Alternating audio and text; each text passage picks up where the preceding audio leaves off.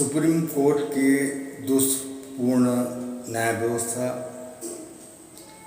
और अपराधियों में राजनीतिकरण और देश में क्या होने जा रहा है। तो पहले बात करते हैं सुप्रीम कोर्ट की। सुप्रीम कोर्ट एक तरह से अपराधियों का, दलालों का और मनमानी करने वालों का एक अड्डा बन चुका है। आज पूरी दुनिया में सुप्रीम कोर्ट बदनाम हो चुका है। आज सोशल मीडिया का ज़माना है, लोगों को सेकंड नहीं लगते जानकारी मिल जाती है और सुप्रीम कोर्ट की इतनी बदनामी हो रही है कि चंद वकील से घिरा हुआ है सुप्रीम कोर्ट, और चंद वकील जो चाहेंगे, जो बोलेंगे, वही सुप्रीम कोर्ट के जस्टिस बोलते हैं, वही कानून व्यवस्था हो जाती है, वही न्याय व्यवस्था हो जाती है। और चंद वकीलों में हम कह सकते हैं कि मनु सिंघवी और सिब्बल, ये तो प्रभावशाली वकील हैं और इनकी प्रैक्टिस सही नहीं है, देश हित में नहीं। तो जब हम देश हित की बात करते हैं तो हमें सोचना पड़ेगा कि कौन व्यक्ति क्या है और उसकी हैसियत क्या है, कितना ज्ञान रखता है, कितना पहुंच रखता है, कितनी राजनीतिक सोच है, ये सब के बारे में विचार करना पड़ेगा। और ये भी विचार करना पड़ेगा कि अभिषेक मनु सिंघवी और कपिल सिब्बल राज्यसभा में क्यों जाना चाहते हैं। इस समस्या का निदान करना पड़ेगा। दूसरा, राजनीतिक पार्टियां क्यों चाहती हैं कि उनके वकील ही राज्यसभा सदस्य बने, इसके पीछे भी कारण है जो आप समझ रहे हैं।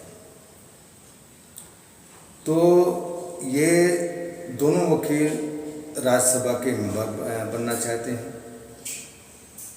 एक तो कांग्रेसी रहे हैं शुरू से और अभी फिलहाल कांग्रेस से हार गए हैं। अब उनको एक मौका था कि केजरीवाल जी चाहते तो अपने कोटे से भेज सकते थे, लेकिन उनका भी कोटा खाली नहीं है। संजय सिंह अलग राज्यसभा सदस्य हैं, राघव चड्ढा हैं और अपनी विवादित जो स्वाति मालीवाल है वो भी हैं। ये लोग पद छोड़ना नहीं चाहते, इसलिए सिंघवी को नहीं भेजा जा सका। केजरीवाल बहुत परेशान हुए, लेकिन संभव नहीं हो सका। अब विचार किया जा रहा है कि तेलंगाना से मनु सिंघवी को राज्यसभा भेजा जाएगा। तो राज्यसभा में जाने के बाद इनकी गरिमा बढ़ जाती है, पद का कद बढ़ जाता है, सुप्रीम कोर्ट में दबदबा बन जाता है, जजेस डरने लगते हैं। ये जो चाहते हैं वही होता है, जो बोलते हैं वही रिकॉर्ड होता है। तो इन सब के पीछे कारण क्या है? कभी ये केजरीवाल को छुड़ा देंगे चुनाव प्रचार करने के लिए कि अधिकार है इनका। मनीष सिसोदिया को 17 महीने हो गए, उनको छुड़ा दिए। झारखंड के मुख्यमंत्री, उनको छुड़ा दिए। ऐसे करके अपराधियों के अब रानी और सोनिया गांधी, तो ये चाहते हैं कि अभिषेक मनु सिंघवी को तेलंगाना से राज्यसभा सदस्य बना दिया जाए और उसके बदले में लाभ लिया जाए। इनको जाना है जेल, अच्छी तरह जाना है, सिंघवी भी जान रहे हैं। तो क्या ऐसे लोगों को हमें भेजना चाहिए, चुनना चाहिए? ऐसे पार्टियों को जो अपराधी हों, दोषी हों, भ्रष्ट हों, क्या उनको चुनना चाहिए? जब से मोदी जी 15 अगस्त में यूसीसी का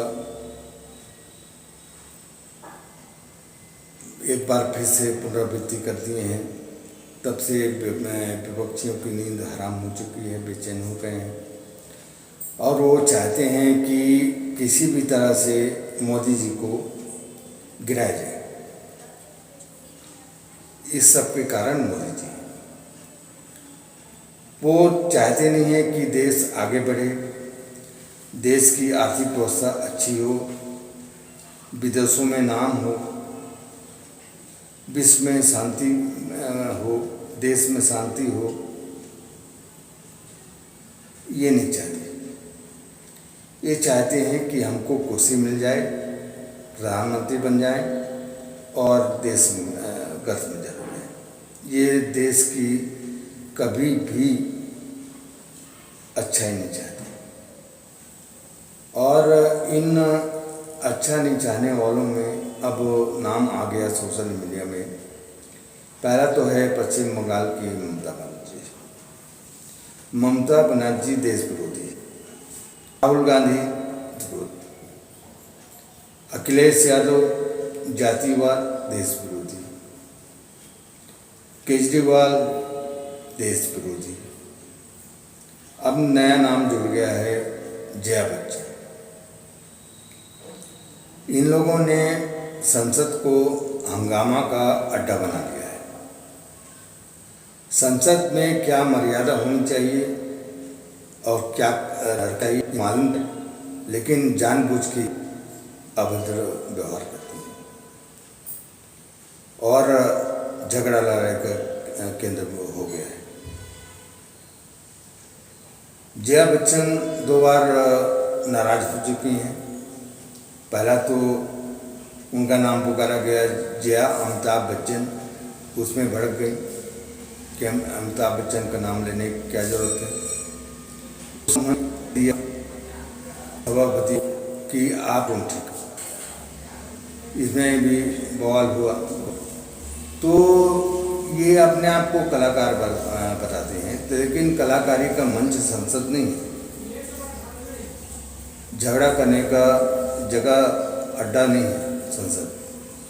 संसद देश के गंभीर विषयों का चिंतन करने का स्थान है कि देश कैसे आगे बढ़ेगा,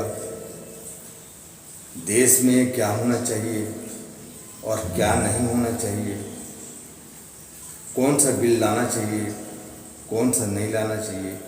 ये दोनों पक्ष को विचार करना चाहिए, पक्ष विपक्ष दोनों।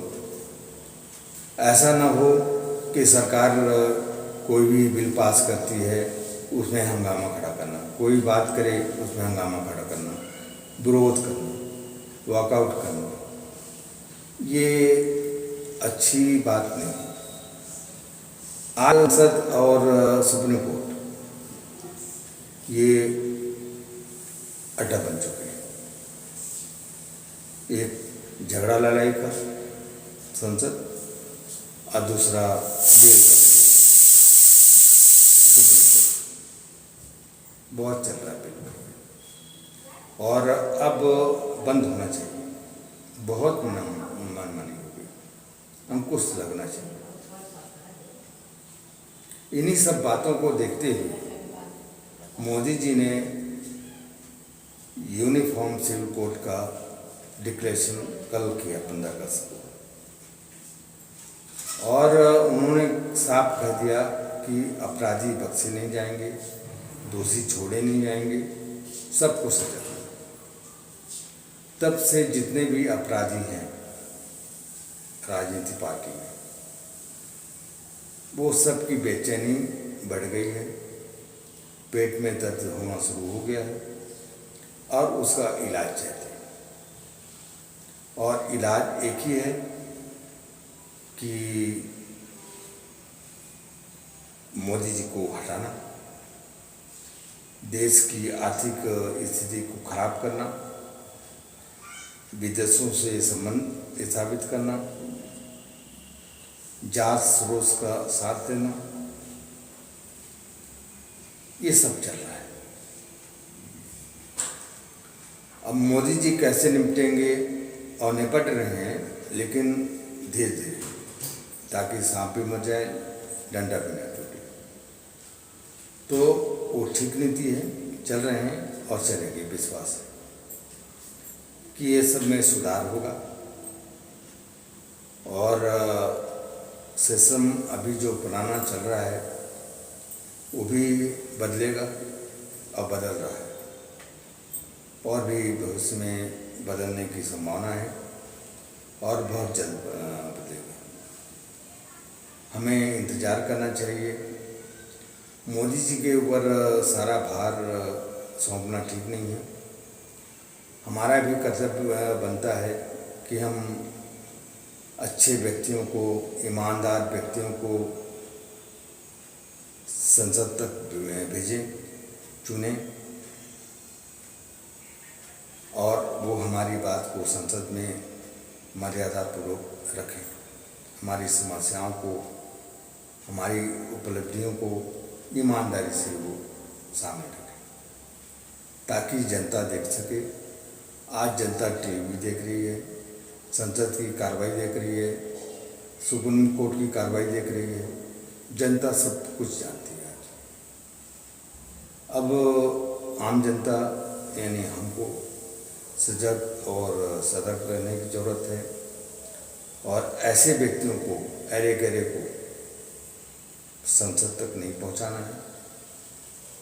और संसद में पहुंचेंगे तो ये फिर सिंघवी और सिब्बल जैसे व्यक्तियों का प्रभाव बढ़ेगा, कानूनी गड़बड़ें होंगी, देश में न्याय नहीं मिलेगा, गरीबों तक न्याय पहुंचेगा नहीं।